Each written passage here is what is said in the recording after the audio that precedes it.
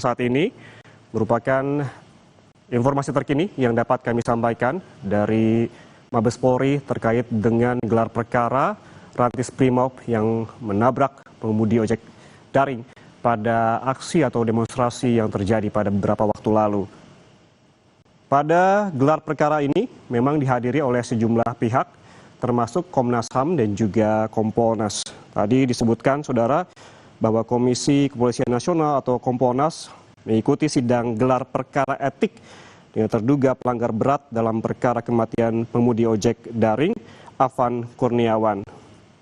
Komisioner Kompolnas Khairul Anam sebelumnya mengatakan dalam gelar perkara etik ini akan membuka konstruksi perkara terkait kematian Afan yang ditabrak mobil Brimob.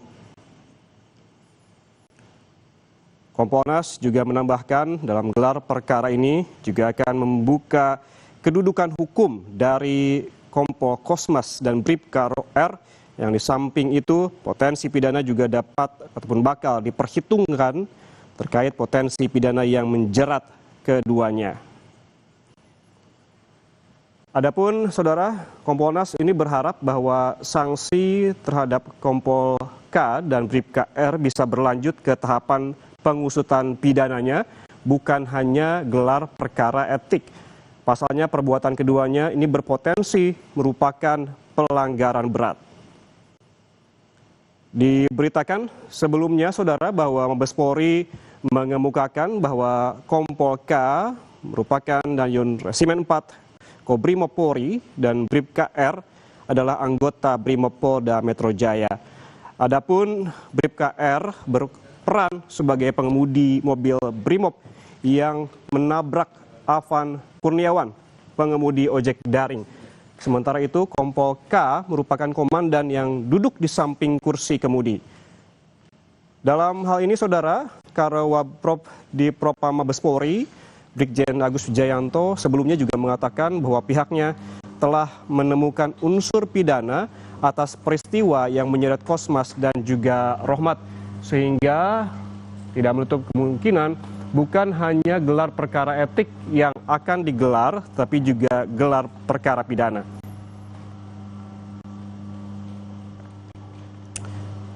Dan Saudara, seperti yang disebutkan sebelumnya bahwa gelar perkara hari ini melibatkan sejumlah pihak, bukan hanya pihak internal, tetapi juga pihak eksternal seperti Komnas HAM dan juga Kompolnas. Tadi Kompolnas memang memberikan keterangan sebelum masuk sekitar pukul 10 pagi tadi di Mabes Polri dan memberikan keterangan kepada wartawan terkait dengan apa yang akan dilakukan. Memang terjadi kesimpang siuran sebelumnya, sebetulnya gelar perkara apa yang diselenggarakan pada hari ini. Ada yang menyebutkan gelar perkara etik, ada juga yang menyebutkan gelar perkara terkait dengan tindakan pidana. Namun dikonfirmasi oleh Kompolnas bahwa yang dilakukan pada hari ini merupakan gelar perkara etik.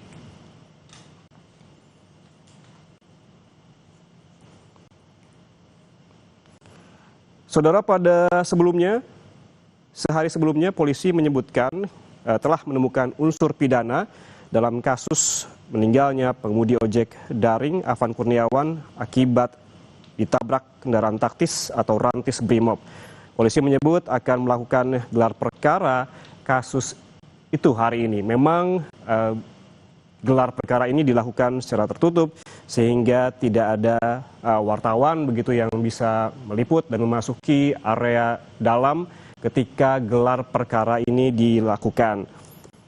Gelar perkara ini akan melibatkan sejumlah pihak, Saudara, seperti yang disebutkan sebelumnya, di antaranya pengawas eksternal seperti Kompolnas dan juga Komnas HAM, serta dari pihak internal, di antaranya Itwasum Barskim SDM. Dan kita langsung ke Mabes Polri, kita dengarkan Komisioner Kompolnas Khairul Anam. Itu habisnya. Itu yang sesuai itu.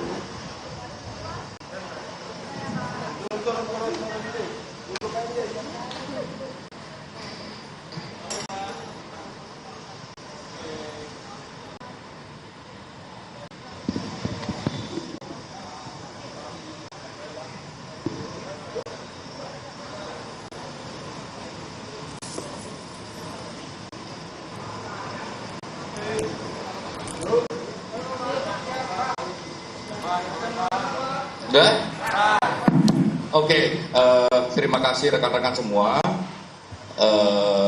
Saya Hoirul Anam dengan Pak Gufron tadi menghadiri gelar untuk sidang persiapan sidang KKIP dengan beberapa catatan penting. Yang pertama adalah di forum tadi memang dibuka bagaimana konstruksi peristiwa, ya, termasuk juga apa yang didapatkan, ya, dalam kerangka persiapan sidang etik.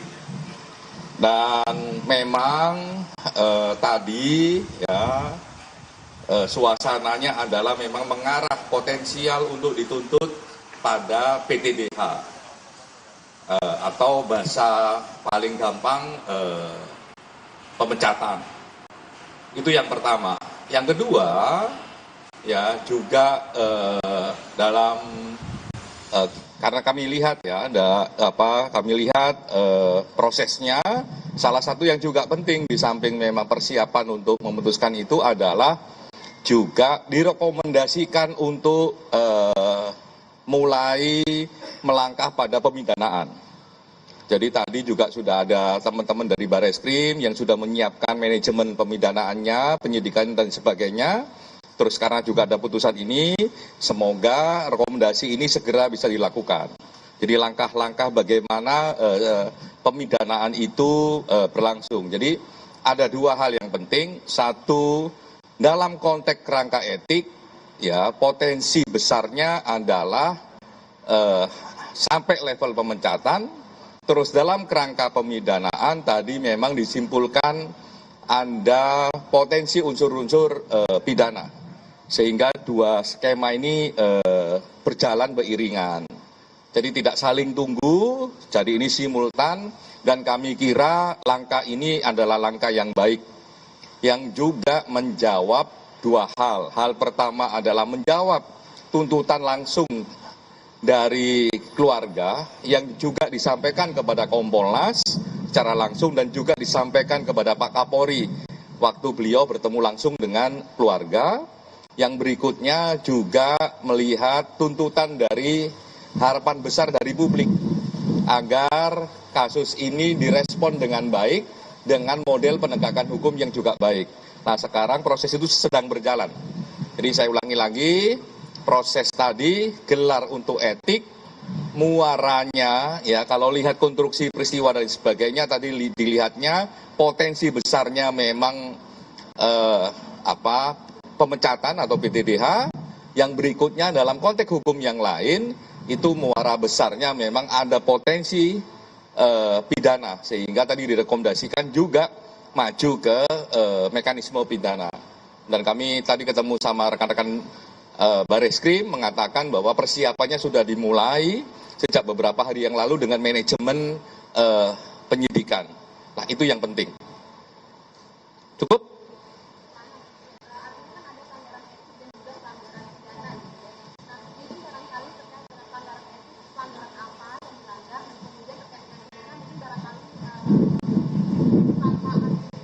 Oke, dalam konteks etik, dugaan pelanggaran etiknya tadi yang didiskusikan adalah pasal 13. Ya, pasal 13 itu pasal yang dalam berbagai pengalaman problem-problem etik memang pasal yang sangat kuat, mengganggu keselamatan dan sebagainya atau gagal menjamin keselamatan. Lah itu ada itu pasal 13 itu. Jadi memang tone-nya adalah melihat memang ruang publik, terus bagaimana anggota kepolisian bekerja untuk itu. Tapi ini masih dugaan karena kan sidang etiknya masih besok. Ya, semoga sidang etik besok bisa diselenggarakan. Ya, itu yang pertama. Yang kedua, dalam konteks pidana, ya ini kan belum dimulai. Tapi kalau kami melihatnya memang potensi pidananya ada. Cuman yang kami dorong tadi, kami rekomendasikan soal konteks pemidanannya, pemidanaan ini harus juga dilihat dalam konteks yang luas. Kenapa ada peristiwa tersebut, konteksnya apa, ya, posisi masa aksi seperti apa, ya, masa aksi itu apakah jumlahnya kecil atau jumlahnya besar, ya, terus bagaimana posisi juga ketika ngambil putusan. Ya, kalau dalam video itu kan cuman ketika ada orang melintas ya agak jatuh terus kayak jatuh gitu terus ketabrak gitu ya. Tidak hanya soal itu, tapi juga soal konteks yang lebih luas dalam konteks pidana ini, sehingga ya di samping soal-soal keadilan bagi keluarga korban, di samping keadilan dalam konteks ruang publik, tapi juga ada kebenaran faktual yang juga bisa diungkap. Apa itu ya konteks ini keseluruhan, kan itu tanggal 28 kalau tidak salah kan, itu kan ada aksi buruh ya, sekian jam sekian macam-macam tertib. Habis itu sore mulai panas dan sebagainya. Lah itu juga harus dipotret. Lah kami juga menyarankan tadi semua pembuktian harus diambil, termasuk juga pembuktian soal CCTV. Mungkin itu sebelum saya lanjutkan, silakan Pak Gubernur kalau ada yang nomor itu. Tadi dari Komnas HAM sendiri menyampaikan ada dugaan pelanggaran HAM. Dari Kompolnas sendiri bagaimana? Kompolnas melihatnya ya dengan adanya mekanisme sidang etik, artinya memang ada potensi pelanggaran sidang etik. Makanya tadi digelar ya ada potensi tuntutannya ya, konstruksi tuntutannya adalah pemecatan. Lah apa hasilnya ya besok kita lihat sidang etiknya. Semoga memang sesuai harapan kita semua ya sikapnya tegas. Dan dengan proses seperti ini di kepolisian yang mengundang banyak pihak, melihat langsung, terbuka langsung, saya kira proses akuntabilitas prosesnya terjaga dan harapan korbannya insya Allah juga maksimal bisa dijawab dalam konteks etik. Dalam konteks pidana, karena ini masih baru, belum bisa menjawab. Tapi kami ingatkan di dalam konteks pidana yang paling penting adalah melihat konstruksi peristiwanya secara utuh. Jadi tidak hanya sepotong peristiwa penabrakannya, tapi kenapa kok dia bisa sampai di titik itu, ada apa di balik itu, jumlah massa bagaimana, aksi waktu itu eskalasinya bagaimana dan sebagainya. Lah itu juga jadi penting untuk diungkapkan. Tidak hanya keadilan bagi korban, tidak hanya keadilan bagi publik, tapi juga hak atas informasi bagi publik apa sebenarnya yang terjadi. Jadi kami kepingin lihatnya secara keseluruhan. Nah untuk menunjang itu semua kami memang dorong tadi semua kesaksiannya memang harus diambil. Yang pertama tentu saja barang yang ada. Apa yang barang yang ada? Salah satu yang paling penting CCTV. Yang lain adalah kesaksian. Ya, saya kira nanti kalau ada rekaman CCTV dan sebagainya, mohon kiranya masyarakat juga bisa membantu, minimal membantu korban, membantu kepolisian untuk segera mengungkap kasus ini, datang ke kepolisian memberikan kesaksian. Atau kalau dipanggil polisi karena muncul di CCTV, juga mohon untuk kooperatif. Semakin saksi-saksi itu kooperatif, kasusnya semakin cepat ditangani. Itu artinya juga kita menjawab secara bersama-sama kebutuhan keadilan bagi keluarga korban. Nah itu yang kami dorong juga ke masyarakat. Kalau juga ada rekaman CCTV yang lain, ada rekaman HP dan sebagainya, melihat peristiwa, konteks peristiwa saat itu, ya mohon kami juga diberikan. Kalau nggak mau langsung ke kantor polisi, ke teman-teman penyidik, ke Bareskrim, silakan juga datang ke Kompolnas. Ya kami akan pastikan informasinya disampaikan kepada Bareskrim untuk ditindaklanjutin sebagai satu kerangka penegakan hukum. Gitu.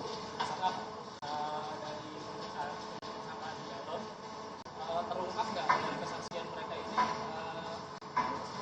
proses penabrakan itu terjadi atas keputusan si driver atau perintah atasan yang di sebelah kiri?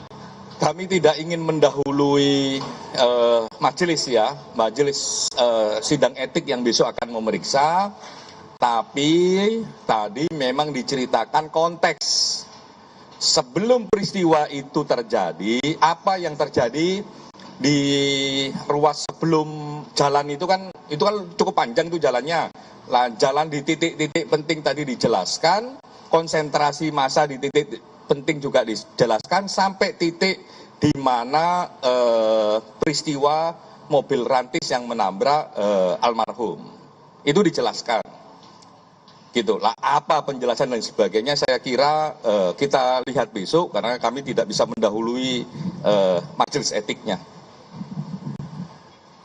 Gitu, tapi sebagai satu proses cukup detail tadi dijelaskan. Gitu. Tapi untuk proses pidana memang kami ingatkan untuk segera melapis pembuktian itu dengan berbagai bukti yang ada, CCTV dan sebagainya. Dan kami yakin publik luas juga membawa HP masing-masing.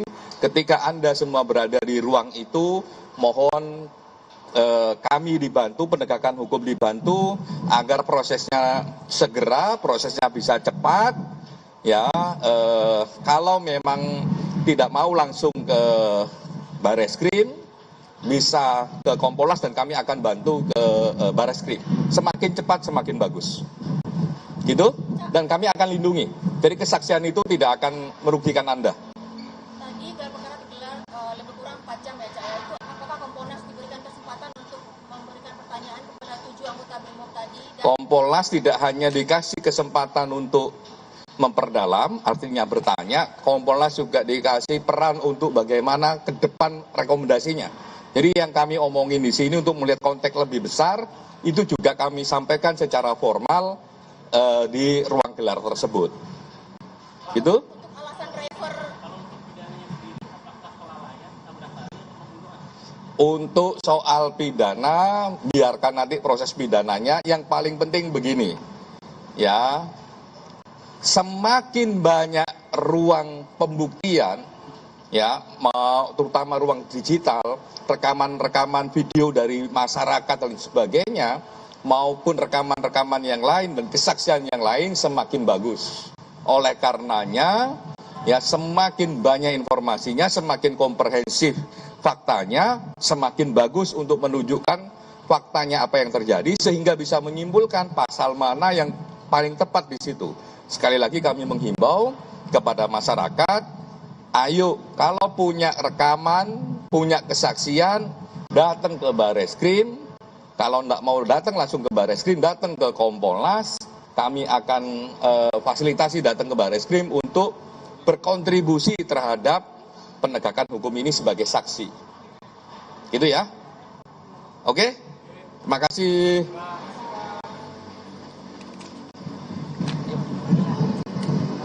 Saudara, itu tadi pernyataan dari Komisioner Kompolnas Khairul Anam setelah mengikuti gelar perkara Rantis Brimob tabrak pengemudi ojek daring yang dilakukan di Gedung Mabes Polri, di mana beberapa poin penting yang dapat kami garis bawahi dari pernyataan Komisioner Kompolnas, diantaranya ini terkait membuka bagaimana konstruksi peristiwa dalam rangka sebelum sidang etik yang menurut rencana akan diselenggarakan pada besok, dan juga ada proses yang direkomendasikan mengenai pemidanaan.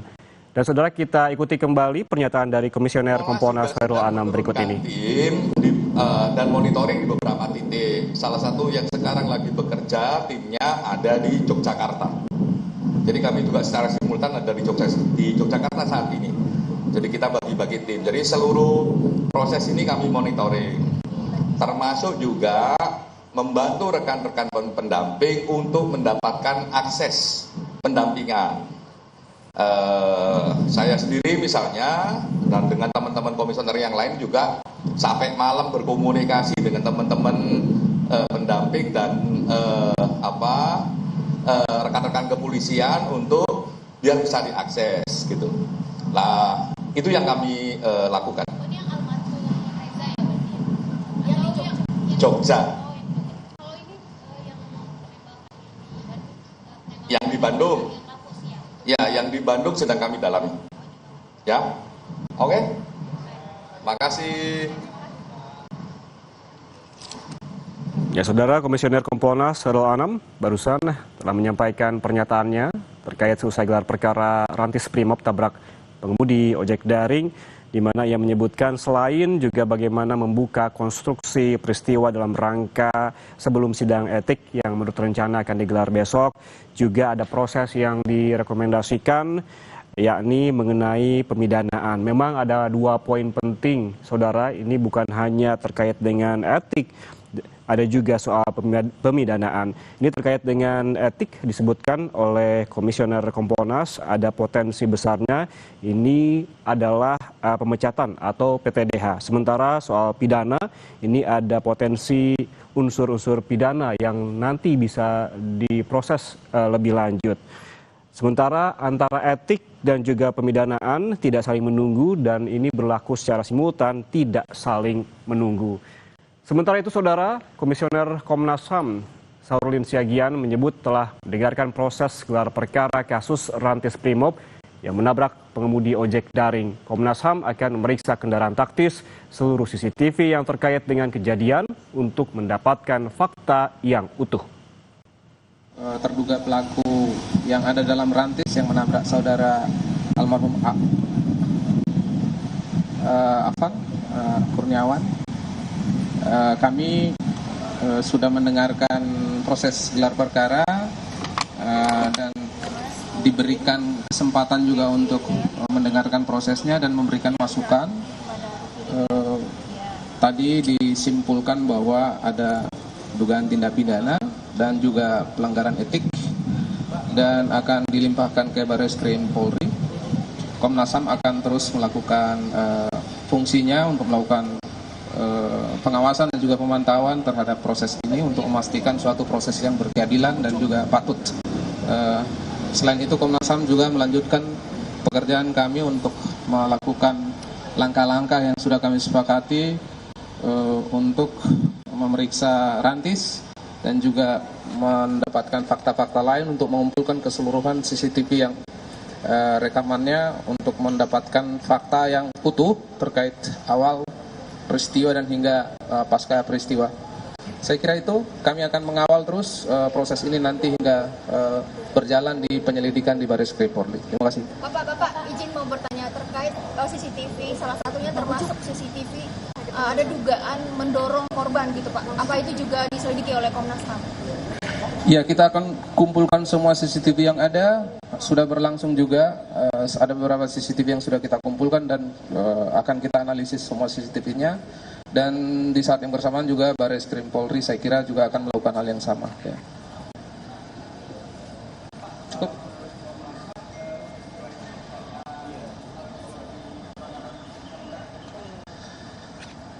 Yang pasti ada pelanggaran HAM. Nanti kita buktikan seperti apa pelanggaran HAM-nya. Ya.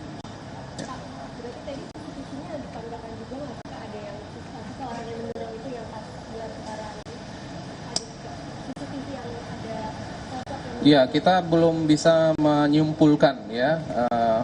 Itu masih sepotong, CCTV-nya masih sepotong sehingga kita butuh CCTV yang lebih utuh dan potongan-potongan video yang lebih utuh untuk mendapatkan informasi yang lebih lengkap dan fakta-fakta. Kita harus pastikan semua proses ini berbasis pada fakta dan nanti kita akan berikan kesimpulan dan rekomendasi. Terima kasih. Terima kasih Pak. Jadi sifatnya masih dugaan pelanggaran dugaan ya? Nah, itu nanti kita buktikan apakah ada unsur kesengajaan atau kelalaian. Ya, saya kira ya. Bapak tadi dalam gelar perkara kan dihadirkan tersangka. Apakah dari Komnas HAM sendiri memberikan sejumlah pertanyaan kepada tersangka ini, Pak? Kami sudah memeriksa ketujuh orang juga. Kami sudah mendapatkan rekaman proses pemeriksaan yang kami lakukan sendiri dan kami juga sedang analisis semua hasil pemeriksaan yang kami lakukan.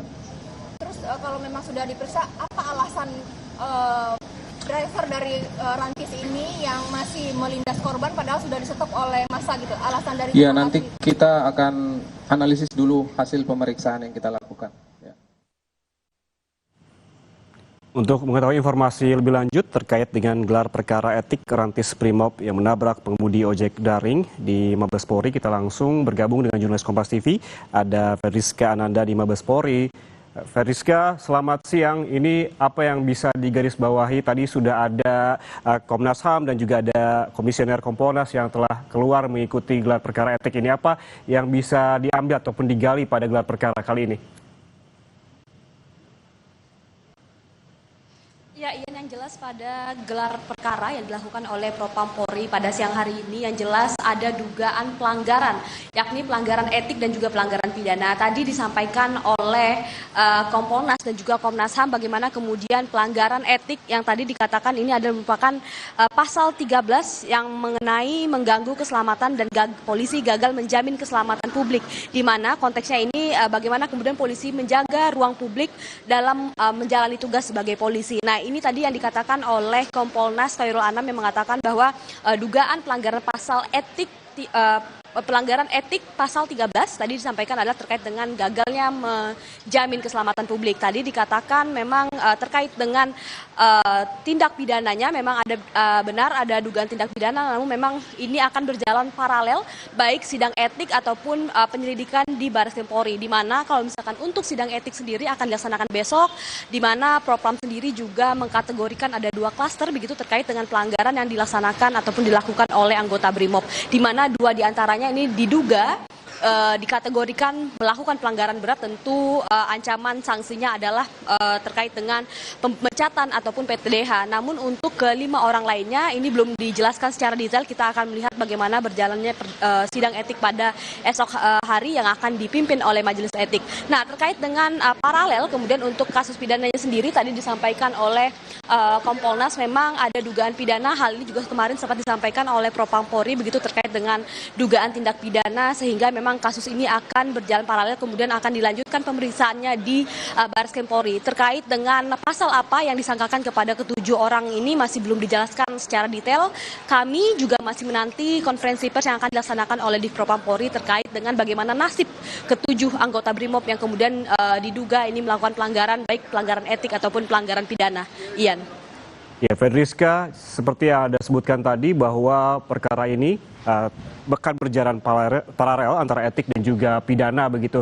Apabila sidang etik sudah ada jadwalnya akan dilakukan besok, tadi sempat juga ada simpang siur terkait sebetulnya gelar perkara apa yang dilakukan pada hari ini, apakah gelar perkara etik ataukah gelar perkara terkait dengan pidana. Apakah sudah ada informasi terkait dengan kapan jadwal gelar perkara terkait pidana, Rizka?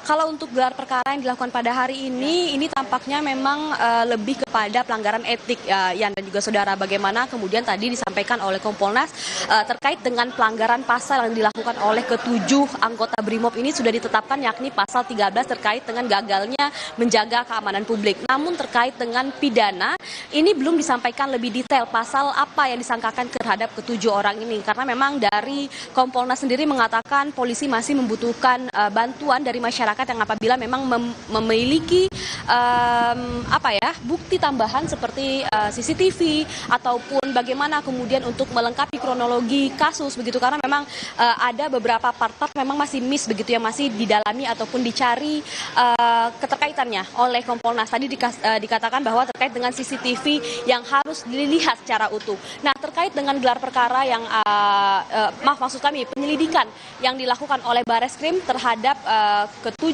anggota ini sebetulnya sudah dimulai sejak beberapa hari lalu. Jadi memang kita akan menanti bagaimana kemudian pengumuman ataupun konferensi pers dari Divpropam sendiri yang sudah melakukan pemeriksaan terhadap ke-7 tersangka pada sejak 5 hari ini, bagaimana kemudian terkait dengan peran-peran dari masing-masing, kemudian dengan juga dugaan keterlibatan ataupun juga dugaan pelanggaran yang dilakukan akan seperti apa, karena tadi sempat saya katakan bahwa 2 diantaranya ini diduga melakukan pelanggaran berat dan 7 diantaranya dikategorikan sebagai pelanggaran ringan. Jadi memang terhadap 2 orang ini akan dikenakan sanksi maksimal ataupun sanksi terberat yang mungkin dilakukan adalah PTDH ataupun pemecatan.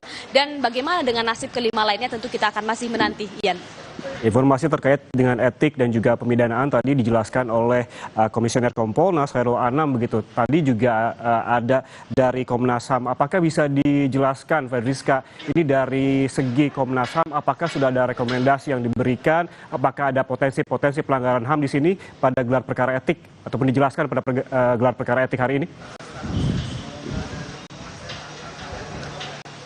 Ya, tadi kalau kita mengikuti konferensi pers yang dilakukan oleh Komnas HAM, begitu memang mengatakan bahwa ada dugaan pelanggaran HAM yang dilakukan. Namun terkait bagaimana dengan detailnya kita masih belum tahu, tidak dijelaskan lebih lanjut. Tadi sama seperti Kompolnas sebetulnya, Komnas HAM ini masih membutuhkan adanya informasi tambahan ataupun bukti tambahan untuk memperkuat dugaan adanya pelanggaran HAM. Tadi dikatakan bahwa memang untuk melihat kronologi ataupun konstruksi dari kasus ini harus melihat secara utuh CCTV dari berbagai sisi begitu ya. Jadi sehingga memang tadi dihimbau begitu bagi masyarakat yang memang memiliki rekaman ataupun memiliki rekaman CCTV terkait dengan kejadian ini diharapkan dapat kooperatif begitu untuk dapat memberikan informasi baik kepada Kompolnas ataupun Komnas HAM, karena memang dikatakan tadi bahwa memang untuk pemidanaannya sendiri ini masih berjalan, belum bulat begitu pasal yang disangkakan terhadap ketujuhnya ini. Tentu ini akan memperkuat bagaimana kemudian konstruksi kasus yang sedang dijalani oleh ketujuh anggota BRIMOB ini. Jadi memang kita masih menunggu bagaimana kemudian kasus pidana yang akan dikenakan kepada ketujuh orang anggota BRIMOB ini, selain juga menjalani sidang etik yang akan dilaksanakan pada besok hari. Baik, terima kasih jurnalis Kompas TV, Rizka Ananda yang melaporkan langsung dari Mabes Polri terkait dengan gelar perkara Rantis BRIMOB yang menabrak pengemudi ojek daring. Selamat bertugas kembali. Saudara, jangan kemana-mana, Breaking News Kompas TV akan kembali untuk Anda sesaat lagi.